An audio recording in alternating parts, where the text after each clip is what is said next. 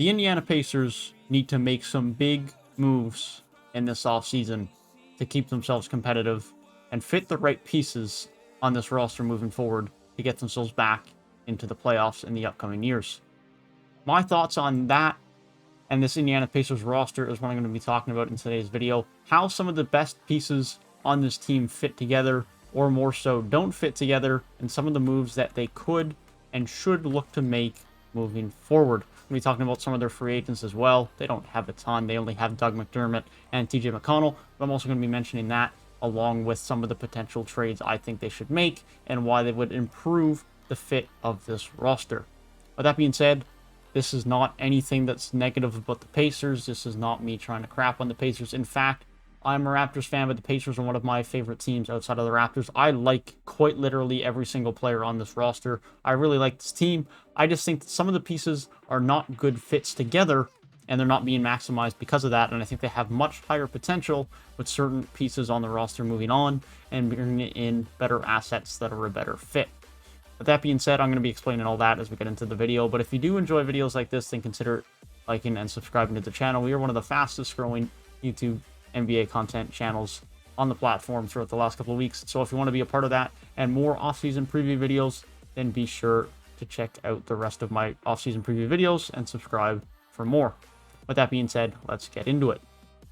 And so I just want to talk about what I've seen last season for this Indiana Pacers team, what I've seen from this core group over the last couple of years, and where I think they could move. Now, of course, Caris LeVert is the main core piece of this in terms of youth, but more so in the fact of we just haven't seen him play with everyone. We really haven't seen him play at all with Miles Turner. His minutes with Brogdon and Sabonis, of course, are very limited as well. And so, one, I don't think I'm going to include LeVert too much in any discussions, but two, I think he is the best on-ball scorer creator they have, the one who still has the most upside. He's still locked up for another 2 years. They just recently acquired him, and so I don't think he's going to be going anywhere anytime soon. And so we're not going to be leaving Caris LeVert out of most of these discussions. The heart of these discussions are going to be revolving around Malcom Brogdon, Miles Turner, and Domantas Sabonis. One, a near All-Star a couple of times. Sabonis, a first-time All-Star last year. Miles Turner, one of the best defensive centers in the league, who also can space the floor for you at an elite level. The three of them are combined next year to be getting paid $21.7, 18, and 18.5 million for Brogdon, Turner, and Sabonis, respectively. Brogdon has 2 more years, Turner has 2 more years, and Sabonis has 3 more years. So they have at least 2 more years of this core, with LeVert being locked up for 2 more years as well. But I don't think the fit is best with these pieces on the roster. Here's why. Miles Turner and Domantas Sabonis, firstly, just do not make sense on the same roster to me, in my opinion. Domantas Sabonis can't defend the 4. He can't. He does not have the mobility to defend the 4 well enough. Now, in saying that, Domantas Sabonis also can't really defend the 5. That's a problem. And this is my take on Domantas Sabonis. And again, as I said at the start of the video, this is not any dislike or hate towards any of the Indiana Pacers players. This is just my evaluation as an honest opinion, as a non-biased fan. Domantas Sabonis does not contribute to winning as much as you would like. Domantas Sabonis is someone that I see similar in the mold of DeMar DeRozan, not in play style. Let me explain. DeMar DeRozan is someone who, in the right era, would have been one of the most dominant players in the league, in my opinion, at least on the offensive end, because the 3-ball wouldn't have been as prominent, and just his ability to create fouls, draw fouls, and hit his elite mid-range jump shot, one of the best we've ever seen, in my opinion, would have been absolutely unparalleled and one of the most valuable assets in the league. Domantas Sabonis, I feel, is similar. He's not someone who can space the floor for you, and he's not an elite rim protector. But a rim protector, I feel, is something that's more valuable now than it ever was, although it always has been. Domantas Sabonis, however, though, in previous eras of basketball, would have been a power forward. You wouldn't have seen someone at his size at center. Bigger power forwards existed. You would have been able to match up a power forward against bigger guys, not have to have that elite mobility, and so he would have been more passable on defense. He also would have been much better on offense, if that's even possible, because someone as a point forward like that just would have been completely new to the game. It would have been something that had never been seen before. It would have been such a new dynamic of playmaking on offense. His lack of a three-point shot wouldn't be as much of a deficit, because three-point shooting, especially for big men and power forwards back then, was not as such a thing. And so he would be much more valuable. However, in today's era of basketball, I question how valuable Sabonis is to winning. I don't doubt that he is a very good player. Sabonis' skill set is very unique, very unparalleled, and very special and fun to watch, in my opinion. But I don't think it contributes to winning well enough. And I think that's why if you're this Indiana Pacers team, you have to start looking at making Myles Turner your full-time starting center. Despite some health concerns, I think he's the guy you have to go with. And I think you have to see what you can try and get for Domantas Sabonis in the trade market, which I'm going to talk about some potential trade destinations for him in a minute. But firstly, I want to talk about Malcom Brogdon as well. Malcom Brogdon, I don't feel the same way about. I think Malcom Brogdon does impact winning a fair bit. He's very good as an all-ball defender. He works very hard and tenacious on that end. He has a very good three-point shot. He can play make a bit for you as well. But he's not a point guard. He's not a point guard. Anyone who watches him play can know that he's not a point guard. Now, that's not saying that he isn't a point guard, or he can't play point guard, because he definitely can. I just don't think he's anywhere near as valuable or impactful at the point guard position, and I don't think he is a natural playmaker. I think he's best when he can be on pin downs, when he can get off of pin downs and catch and shoot scenarios, and those types of things off the three-point line. He can attack off of those. I think he's much better as a scorer than having to be the primary ball handler and playmaker. And I think he's just always going to have to be the point guard in Indiana as far as the roster is constructed. And so if I'm Indiana, you need to either acquire a point guard or they have to trade Malcom Brogdon. And in my opinion, it's probably going to be a Malcom Brogdon trade that tries to bring back another guard or tries to bring back some other assets. But I just think that he's a poor fit on this team, as well as Domantas Sabonis. The pieces just don't fit together. Brogdon doesn't seem overly happy with Indiana or in Indiana either. And so I definitely would encourage Indiana to try and make some moves this summer. Their core is not old outside of that still. Myles Turner and Caris LeVert are 25 and 26 respectively. They can go into a year or two retool and try and come back stronger in a couple of years. And I think that's the direction they need to go in, because this team just is not built to win. This team can be a 6th, a 5th, a 7th seed in the East. I have no doubts about that. But this team has no further ceiling than that. And I think there's just pieces that conflict with each other. They're all great individual talents, but the pieces don't fit. And that, unfortunately, is the issue with Indiana. So let's talk about some potential trades. We're going to start off with Myles Turner. And though, again, I don't recommend they trade him. I think they keep him. I think he's so valuable to this team's defense. Their net rating on the defensive end is absolutely disgustingly better when Myles Turner is on the court. And there's a reason why he was hoping to get some Defensive Player of the Year votes this year, even though he missed significant time towards the end of the year. Some potential trade rumors that have been talked about is Sacramento for Marvin Bagley and the 9th overall pick. Personally, I don't see Indiana having interest in that. I think they want at least some immediate roster return. I don't think Marvin Bagley is going to do it. I think it creates too much of a scenario already where they have with Sabonis and having two centers. If Indiana make any of these trades, sure, they're not going to get complete current assets that are equal their values, but I think they're still going to want some current with some extra future assets, and this just doesn't do it for Indiana. It gives them another weird fit with Sabonis and Bagley.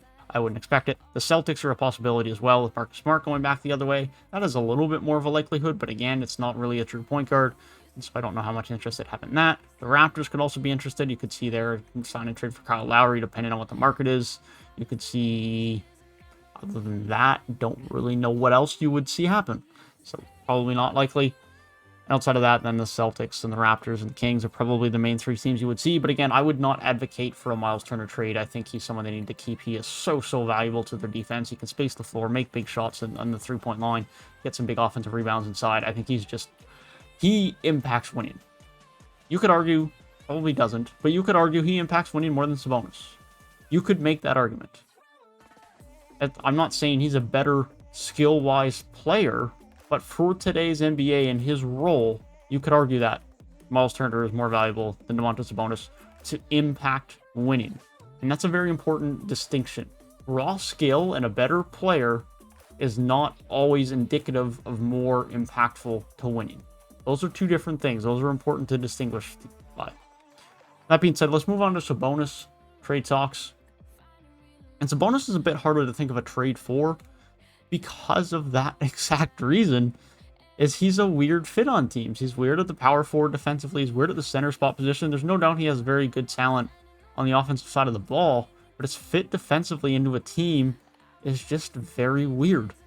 That being said, one of the trade rumors that has been mentioned is a potential trade to the Spurs, which I can see. Jakob Poeltl is not an elite center moving forward by any stretch. He's probably not their ideal long-term fix, although he definitely did play well this season, especially towards the back half of the year. But the Spurs always want to stay competitive. Greg Popovich still on the roster. They'll be hoping to bring back DeMar on a deal again this year. So if they can bring back DeMar along with their young players and bring in Sabonis, they can be a competitive team and try to get themselves back into the playoffs.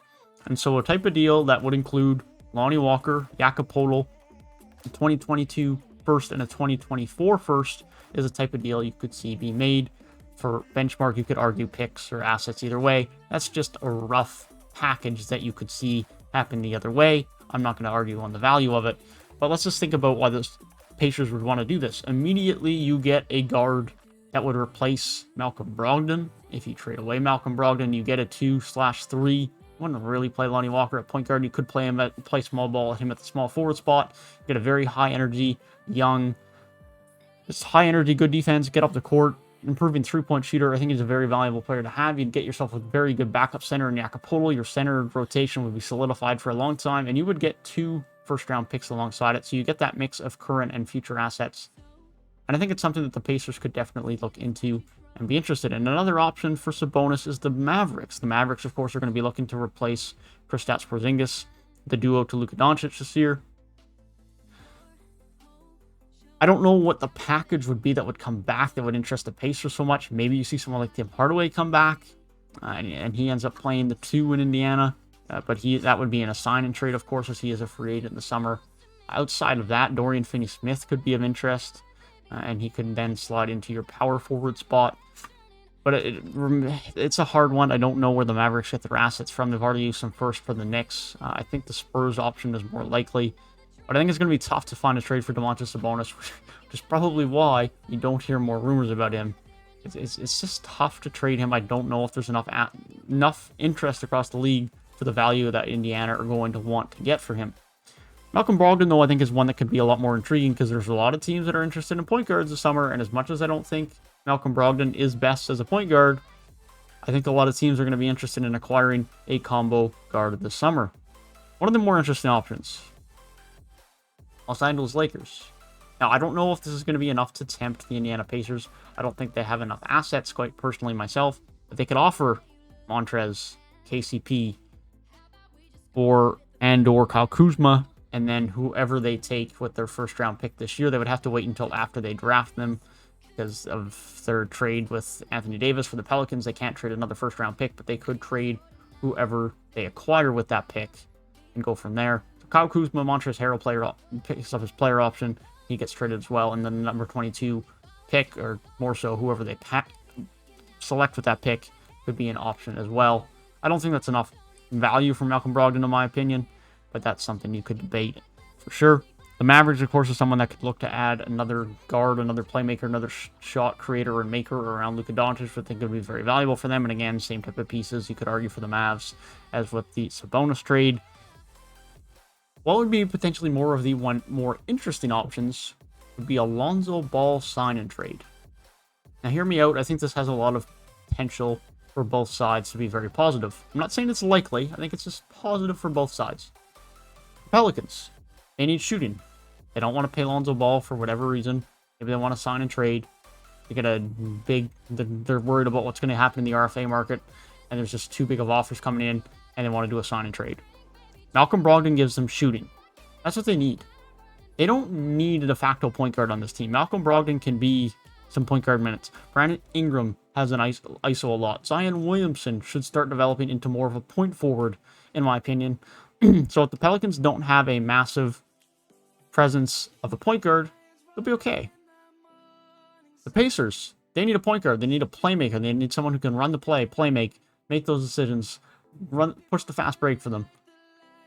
I think Lonzo can be that guy. He's also still going to give you very good floor spacing. He gives you some good perimeter defense as well. He's someone who came into the league with concerns of the defensive end, but has become a very good on-ball defender. And I think can give you the Indiana Pacers the playmaking point guard they need. Another interesting option for a Malcom Brogdon trade would be Boston. You could see Marcus Smart get swapped. It's not the ideal point guard for Indiana, which is why Indiana may have hesitancies, but he would be a guard for them as a combo guard, offer them some very good defense, acquire a Robert Williams if you wanted him as a backup center. Probably not Boston's choice, but you could see some firsts get flipped as well, although they would have to be fairly future ones. But there's definitely some options here for some Malcom Brogdon's trades. Again, let's just note that all of these trades I've mentioned are not going through and thinking about contracts and thinking out the logistics of it and exact values. I'm just speaking of concepts of trades that could happen. But let me know your thoughts on some of the trades you think could happen and some of the concepts you could throw out there, some of the teams you think may be interested in some of these players, and what you think the Indiana Pacers should do this offseason regarding some of their players. I know some of these ideas may be a bit odd, a bit controversial, a bit differential in the general opinion, but I have some interesting feelings about the Pacers, and I just want them to succeed because I like a lot of the players on this team. I just don't think the fit is right, but I hope they can get it there so they can see some success and make some playoff runs throughout the next few years. But as I said, let me know your thoughts on the Pacers moving into this offseason and who you think they could get rid of or should get rid of. I briefly just want to mention Doug McDermott and TJ McConnell are also free agents. I think they'd both be valuable to bring back. Doug McDermott has played very valuable minutes for them in the regular season and then also started in the playoffs a bit. Dougie McBuckets, as he was dubbed after his amazing first quarter in the playoffs, or more so, I guess, in the play-in game? Yeah. Nonetheless, Dougie McBuckets definitely be valuable to have back. TJ McConnell, one of the best defensive point guards in the league, especially from a steal standpoint. His defensive IQ is just so good. So yeah, if they can bring both of them back, that'd be great. Hopefully we'll be in a bit of a better cap scenario as well. If they do trade away some of these guys, they currently have 120 million in committed cap space for next year, committed cap roll for next year. Just way too much for a team of this caliber, if I'm being completely honest. So hopefully they can figure a bit of that out. Hopefully they can bring those guys back. But I know especially TJ McConnell is going to have a lot of interest across the league. So it'll be hard to say. But yeah, I think that's my thoughts on Indiana. Let me know your thoughts down below. I hope you guys enjoyed the video. Feel free to leave a like and subscribe if you did enjoy. I will be posting more off-season preview videos over the next few days. But tomorrow is going to be my thoughts on DeMar DeRozan's free agency. And if we could potentially see a return to Toronto for DeMar DeRozan. So be sure to stay tuned for that if that's something you're interested in. That'll be tomorrow's video. Hope you guys did enjoy, and I'll see you guys in the next one.